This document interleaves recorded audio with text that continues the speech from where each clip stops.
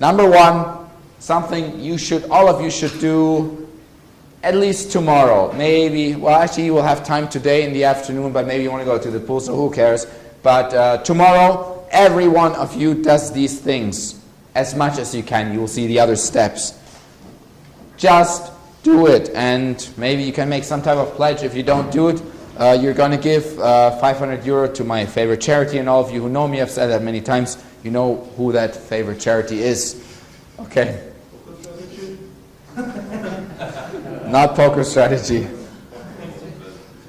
Best poker strategy. Okay. Number one, create your monthly accounting spreadsheet. It can be my first monthly accounting spreadsheet was basically just name of account, like bank account or Neteller, wherever you have all your money. You can even put in like all poker accounts. You could just make one thing, poker accounts, and you add all your sites you have, you just add it up, okay? After, of course, you paid any cost share and, BPC shares. I mean, after you paid BPC share or your electricity or all that shit, okay? Then you make like for every single account that you have, you put in the balance, and that's it, and the month. That's it, really all. You just measure, and every once a month, you look at it and see the difference.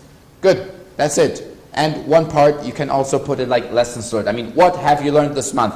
Now, if you want to go the hardcore way, you can do, I guess, every day to have something where you improve 10%. I'm not sure. Maybe you can have like every day one lesson learned. I think that's useful. One who said that was my answer in the 101. He said like, having some type of journal. If I have one, no, I don't have one. I don't say it's a bad idea. Probably it's a very good idea. Just honest and say I don't have one. Good. So, but have something like lessons learned. You can also do that weekly. The more you want to do, the better. But the financial part with the numbers, just do it once a month, because I think the daily difference, I mean, you do that in the CFP software anyways for us. There's no point in that. Okay. So, depending on how rich you want to become, have that like daily lessons learned or weekly lessons learned with like a plan, what you want to do, what scares you, all the stuff we talked about. If you make a list, if you measure it, you all know it will get done. And if you have a problem and you need somebody to kick in your ass again, pay somebody a security deposit for that. I mean, security deposit is basically an accountability partner and somebody who will swear to always take your money and not be nice and give it back. I know a good candidate for that, but you can also find your own. So, number two, open brokerage account today. Yeah, I know I talked about this politics and how your own country is your biggest enemy, but open it in your own country because that's going to be the easiest one. You got to start there. No matter how much money you have, it doesn't matter. Open one. You can always later, when you have like several millions and you travel in your own jet around, you can open it at every monkey island as well. Okay, but right now, open it today. Look, compare prices, look at rates, look, if you're not that well, if your wallet is not that well filled, make sure you open at one where they're like, where they cater to you, where they offer people stuff like where they can buy like for 25 euros some investment shit, okay? But I mean, not investment shit, but like something that I recommended, okay? And don't worry about doing a mistake, just like the act of buying. Even if the first time you do it, you buy some shit, it's better than not buying at all, because worst case is you learn a lesson and make money doing it, okay? Because the worst thing that can happen is that you could have made more money, okay? 3, read 30 minutes each day about money and finance. 30 minutes. It's nothing. If you count it together, there's even, if you look at like effective time use, there's some people who are like really good at this, and they see like the effective time that you really need to study something is actually very little. It's more about the focus and not getting sidetracked. That's the big problem, like doing something 10 minutes and like thinking about something else, then you get lost maybe watching something and you're actually not like very productive in the time you use. Really like 30 minutes well spent, that's like you will be a genius and you will know more than 99.99% of the planet about this topic after probably already half year. It's so easy, but I know, unfortunately, not everybody here will do it. But that's, at this point, your choice, of course. So, number 4, learn the meaning of 5 new money words every day, or 3, I don't care. 3 times 300 is 900, 3 times like that. So that's basically 1,000 words a year. You're going to be the biggest mofo. You can talk like the inside lingo. You can go into the bank and you could pretend you're the president, because you're going to go with internal rate of return, the cash flow, stock overflow shit. I mean, you can just bullshit better than anybody else.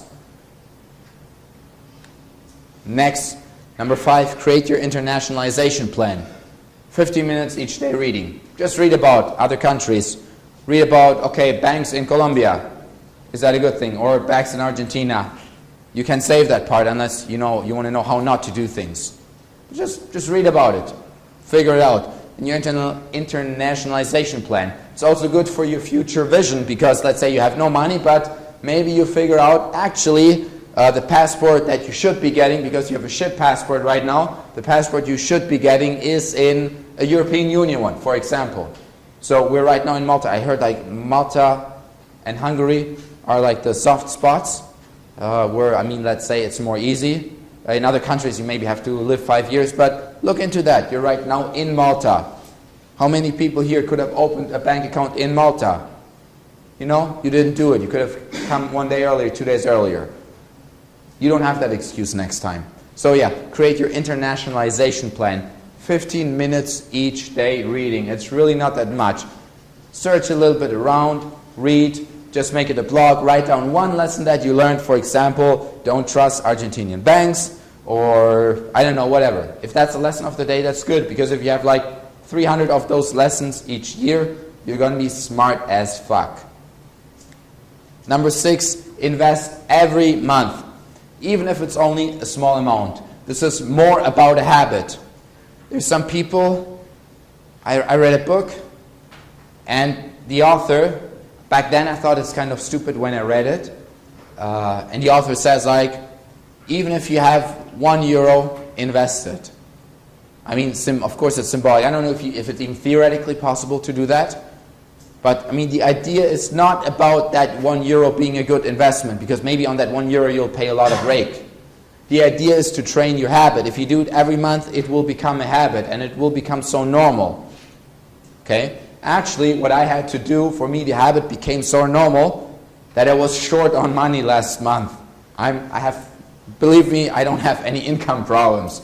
But for me, it's so automatic, a big amount of money hitting the account, boom, it's out the next day. It's getting invested. So I actually even had to ask a good friend for a €3,000 loan for 1 week. Okay? I could have always converted or sent over, but then I would have lost some money. So, okay, it was easier to get a quick loan. But that's how strong that habit is, that I had to ask for money or let somebody else wait with payment. Okay? That's how strong it should get. Good. So invest every single month something. Even if it's only €10. If it's a shit month and you do it almost every month, okay, then don't do it for 1 month.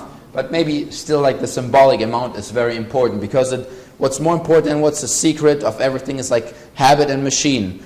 You can always look from the one perspective at just one action, and you can always give a good reason why that's not the most rational, optimal thing to do right now. But if we understand ourselves, if we understand human beings as habitual beings, as more machines, we're more machine-like than we like to think. We do, I think, 95% plus the same thing that we did on the last day. This means we're machines. We are Mr. Autopilot. So instead of trying not to be autopilot, kind of going against your nature, you can only do so much of that. You can only so much not be an autopilot. Everybody in poker is oh, autopilot's bad. I think it's great if it's a good autopilot, okay? So what I would rather say is make your autopilot great, because that's just who you are. Don't try to go against your nature too much. So it's very important to think of that way, and then you will understand. Then what BPC does will become very clear and obvious to you, and that also why some people who follow our stuff, actually even some finishers who follow and who you hear about. Not all. We don't paint this rosy picture. Of course, some of them that you see here, they're also coaches. They're still doing very well. But there are also those who finished the program and decided to live a different life again, or they lost that habit. And that's their thing. No problem. You can do that. I just want to say it's important to keep those habits rolling. Otherwise, you're going to go back to the sucker that you've been before you joined. Okay, invest every month. Next thing, focus mainly on one skill, like poker, and improve it hardcore. And when I say skill, that's not the investment part, but that's one skill. I had who was that? Of course I'm not going to say who it was, because those conversations are private, although it's not a big deal actually. But it was a person, one-on-one, and that person had like, oh, I have this idea, I have that idea, and this is also what I want to do, Gordon. How can I do like this? Can you help me? And I said, don't do it, because I have done that mistake actually. I have gained experience and knowledge in different businesses that perhaps I should have not been in. That were like, some of them failures, some of them semi-failures, some of them, worked out and were sold, but it's not like, I did a lot of things I didn't have to do. My advice here is focus on one main skill and just improve that. In this case, for you, that is poker. Just become better at it, like this is what I talked about, like become 10% better each month at poker, and you're going to do very, very fine. Okay, that's it for the event 2016. I hope you will do all of this stuff here. You're going to see great results, promised, guaranteed, because it's like a machine. What you input comes out. There's no variance in doing good things. It's always going to end up well. Okay, so that's it for the event. Later at 3 o'clock, we're going to have the ceremony here. Right now, we're going to have lunch. And that's it. So see you later again.